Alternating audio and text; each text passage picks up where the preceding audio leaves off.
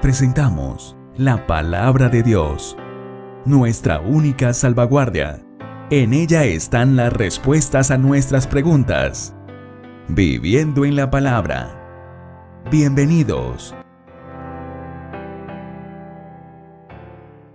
Mis hermanos, mis amigos, saludos para todos ustedes. Qué bueno nuevamente encontrarnos y qué bueno compartir el mensaje de la Palabra de Dios.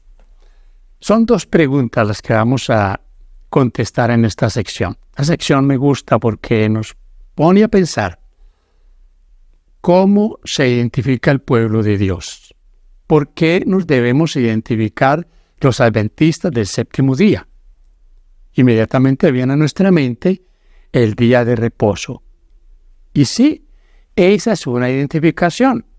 El sábado lo rechaza el mundo cristiano en términos generales. Nosotros lo hemos recibido como un regalo de Dios. Pero ¿saben ustedes que el Señor Jesús habló de una identificación que, por supuesto, nos va a llevar a guardar el día de reposo como debe ser? ¿Cuál es esa identificación? Vamos a leerlo.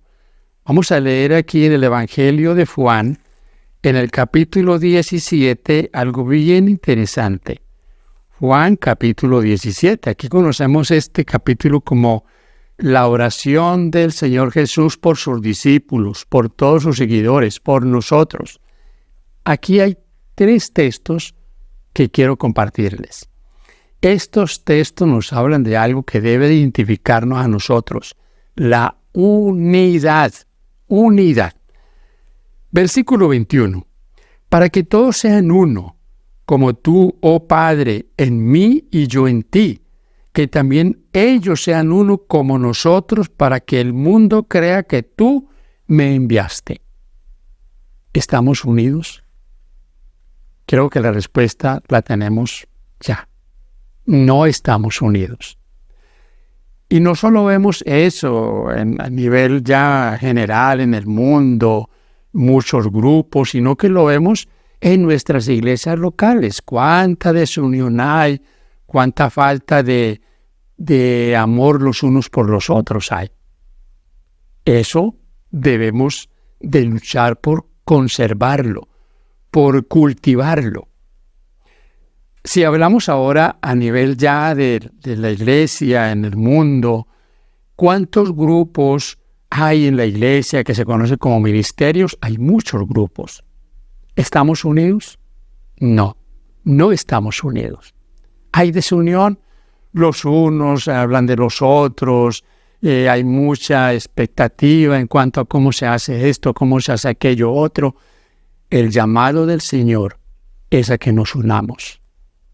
Sí, muchos ministerios, algunos están muy unidos a la iglesia, otros son más independientes, pero saben ustedes, a todos el Señor nos ha llamado a llevar adelante una obra, la predicación en un mundo que perece. Y si no nos unimos, ¿cómo vamos a hacer? ¿Cómo vamos a llegar al mundo? Debemos unirnos. Muchos se enfocan en ver los errores de otros. Y no solo hacemos esto cuando nos unimos a un grupo, que el grupo de aquel otro, que el ministerio de tal pastor, y comenzamos a ver los defectos de otros. Cuando nos enfocamos en los defectos de otros, nos olvidamos de nuestros propios defectos. ¿Qué hay perfecto hoy día? ¿Qué grupo de la iglesia que ha salido de la iglesia sí es perfecto? ¿Y qué grupo podríamos decir, este grupo sí es el que debemos unirnos? Todos tenemos falencias.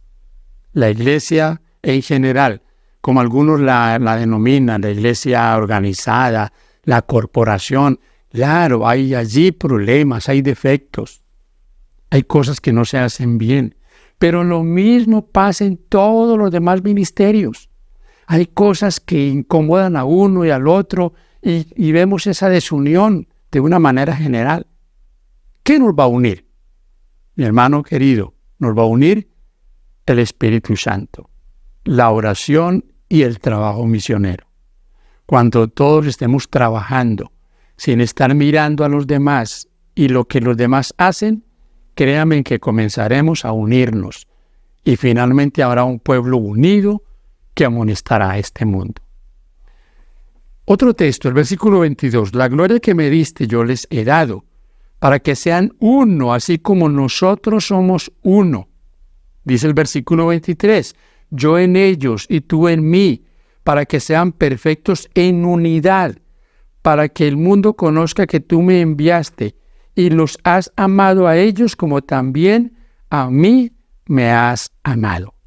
En el capítulo 13 de este mismo evangelio, el versículo 35 dice, en esto conocerán que son mis discípulos, si se aman los unos a los otros.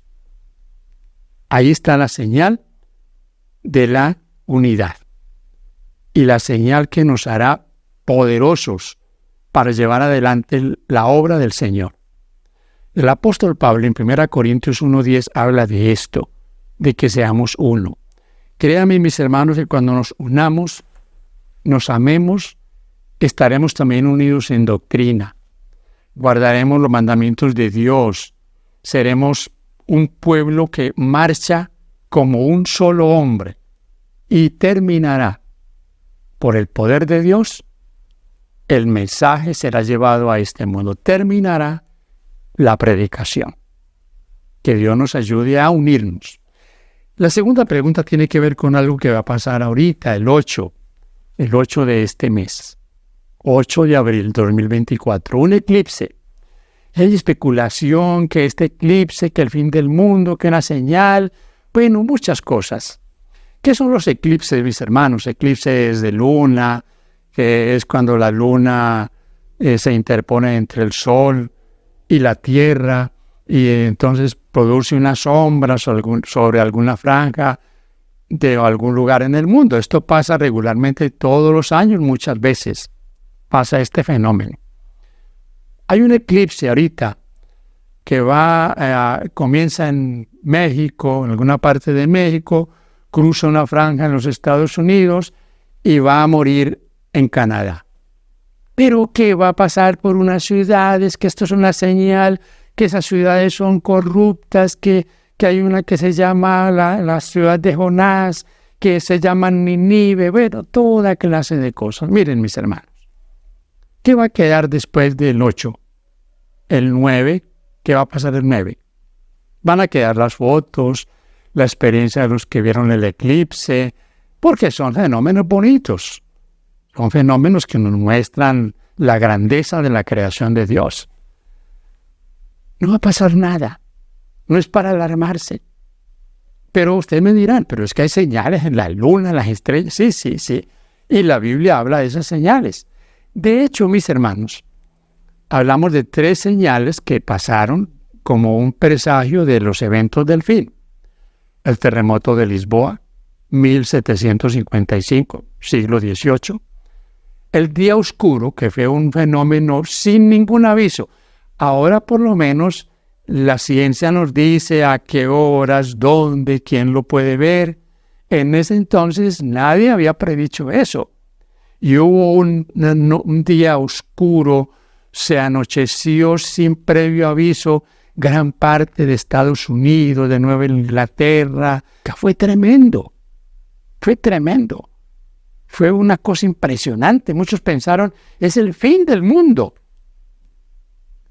En 1833, la lluvia de estrellas, de meteoros, también en parte, muchos lugares de Estados Unidos, de Inglaterra, la caída de estrellas. Fue una noche maravillosa. La historia, usted busca, mi querido hermano y amigo, busca la historia, busca en internet estos 3 fenómenos. Terremoto de Lisboa, día oscuro, 1780, y caída de meteoros o de estrellas, 1833. Va a ver que ahí está registrado. Estos eventos marcan el comienzo del tiempo del fin. Cuando se abrió el libro de Daniel, el libro sellado, la parte sellada del libro de Daniel, comenzó a estudiarse y comenzó entonces la predicación del mensaje de los 3 ángeles de Apocalipsis 14. Yo tengo aquí, mis hermanos, en el Evangelio de Lucas, vamos a mirar el Evangelio de Lucas en el capítulo 21, vamos a mirar acá, capítulo 21, vamos a leer 2 textos en cuanto a lo que va a pasar en los cielos.